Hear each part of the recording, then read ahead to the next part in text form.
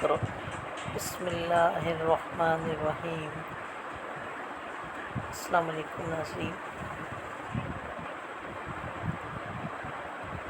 ان اللہ و ملائکتہ یصلون علی النبی یا ایھا الذین آمنوا صلوا علیہ وسلموا تسلیما۔ اللہم صلی علی سیدنا مولانا محمد وعلی آل محمد کما صلیت علی ابراہیم وعلی آل ابراہیم انک حمید مجید۔ اللہم بارک علی محمد وعلی آل محمد کما بارکت علی ابراہیم وعلی آل ابراہیم انک حمید مجید۔ رسول اللہ صلی اللہ علیہ وآلہ وسلم نے محرم کو اللہ کا مہینہ قرار دیا۔ آپ صلی اللہ علیہ وآلہ وسلم نے فرمایا، رمضان المبارک کے بعد اللہ کے مہینے محرم کے روزے سب روزوں سے افضل ہیں، اور فرض نماز کے بعد افضل ترین نماز رات کے وقت پڑھی جانے والی نماز تہجد ہے۔ صحیح مسلم۔ حضرت امام حسین رضی اللہ تعالیٰ عنہ نبی صلی اللہ علیہ وآلہ وسلم کے خوشبودار پھول، جنت کے جوانوں کے سردار، حسین مجھ سے اور میں حسین سے ہوں۔ آپ صلی اللہ علیہ وآلہ وسلم کا ارشاد، کلمہ تو پڑھا محمد کا مگر سب بے ایمان نکلے، کلمہ تو پڑھا محمد کا مگر سب بے ایمان نکلے، افسوس تو یہ ہے حسین کے قاتل مسلمان نکلے۔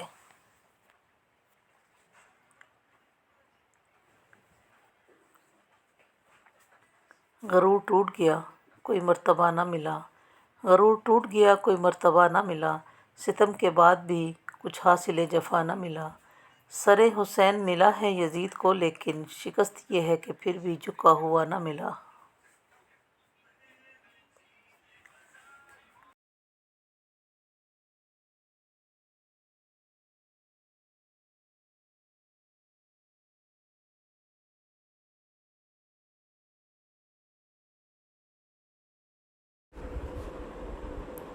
واقعہ کربلا۔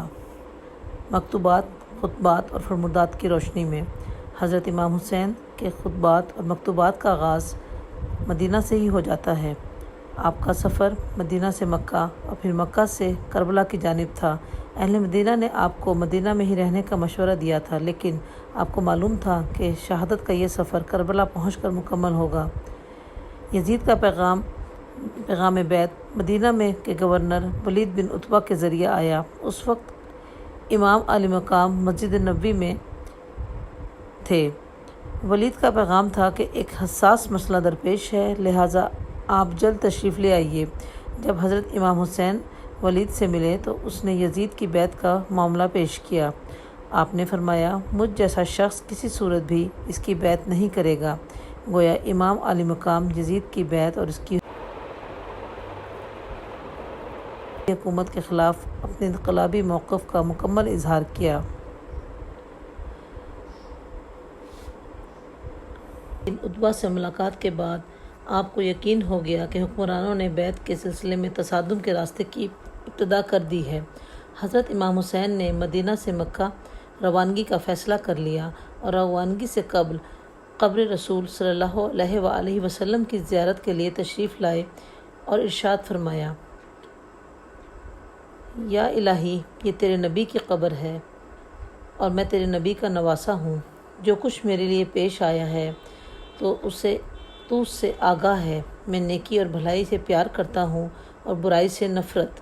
اے ذوالجلال والاکرام، اس قبر اور صاحب قبر کے واسطے سے تجھ سے درخواست کرتا ہوں کہ میرے لیے وہ راہ پسند فرما جس میں تیری اور تیرے رسول کی رضا اور خوشنودی ہو۔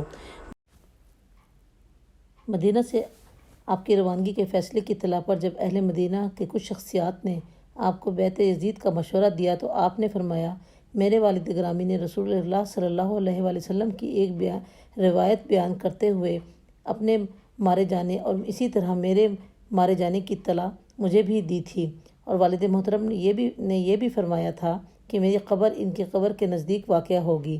کیا آپ یہ سمجھتے ہیں کہ جو چیز آپ کو معلوم ہے میں اس سے بے خبر ہوں؟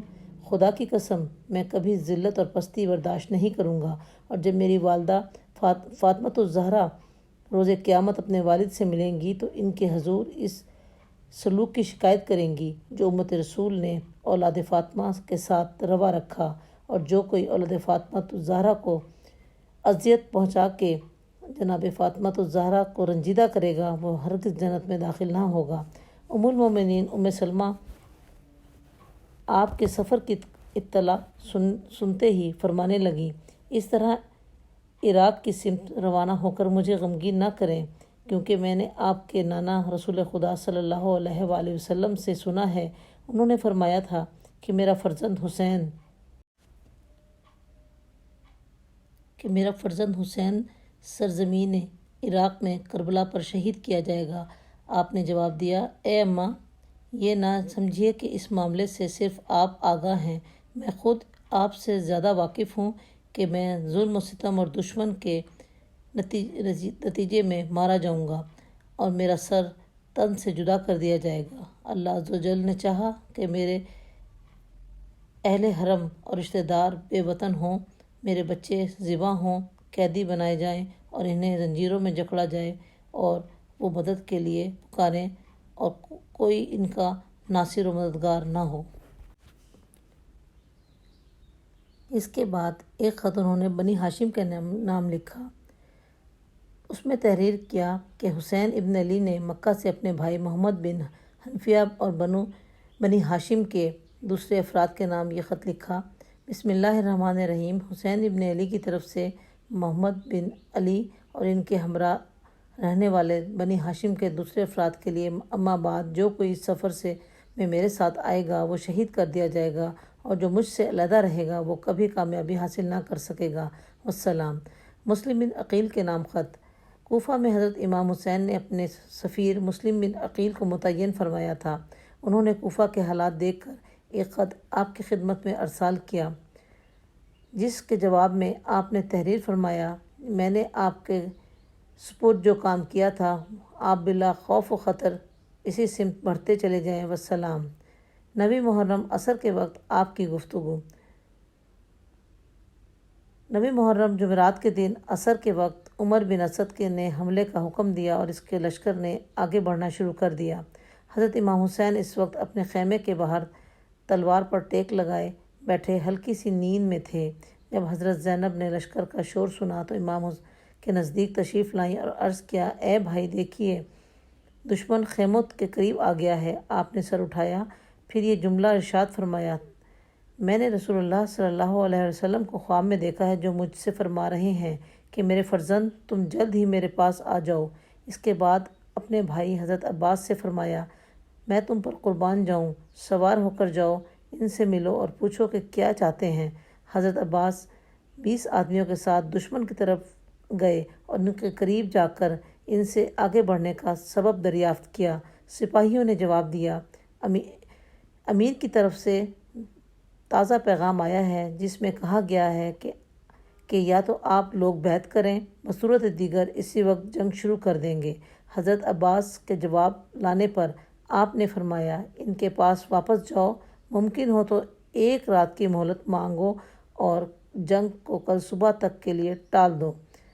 آج کی رات ہم اللہ کے ساتھ راز و نیاز میں بسر کریں گے۔ خدا جانتا ہے کہ مجھے نماز، تلاوت قرآن اور کثرت سے دعا اور استغفار کس قدر پسند ہیں۔ روز عاشور 10 محرم الحرام 61 ہجری۔ عاشور کے دن جب جنگ نے شدت اختیار کر لی اور حسین ابن علی کو کٹھن حالات کا سامنا ہوا تو امام کے اصحاب کی کیفیت یہ تھی کہ جو جنگ میں شدت آ رہی تھی ان کے چہروں کے رنگ نکھرتے چلے جا رہے تھے، ان کے سکون اور اطمینان میں قلب میں اضافہ ہو رہا تھا۔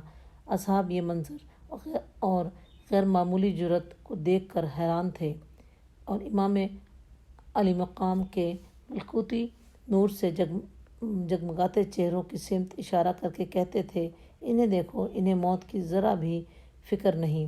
امام نے اپنے اصحاب کا یہ جملہ سنا تو انہیں مخاطب کر کے فرمایا، اے معزز لوگوں کی اولادوں، صبر سے، تحمل سے کام لو۔ موت تو صرف ایک پل ہے جس کے ذریعے تم سختی اور مشکلات سے گزر کر وسیع و عریض جنت اور اس کی ہمیشہ رہنے والی نعمتوں تک پہنچ جاؤ گے۔ تم میں سے کون ہے جسے یہ بات پسند نہ ہوگی کہ وہ ایک قید خانے سے نکل کر محل میں منتقل ہو جائے؟ یہ موت تمہارے دشمنوں کے لیے ایسی ہی ہے جیسے انہیں کسی محل سے نکال کر قید خانے اور عقوبت گاہ میں ڈال دیا جائے۔ میرے والد گرامی نے بیان کیا ہے کہ انہوں نے رسول اللہ صلی اللہ علیہ وآلہ وسلم سے سنا ہے کہ دنیا مومن کے لیے قید خانہ اور کافر کے لیے جنت ہے، اور موت ایک پل ہے جو مومن کو جنت میں، کافر کو جہنم میں پہنچا دیتی ہے۔ میں جھوٹ نہیں بولتا اور نہ ہی مجھے جھوٹ بتایا گیا ہے۔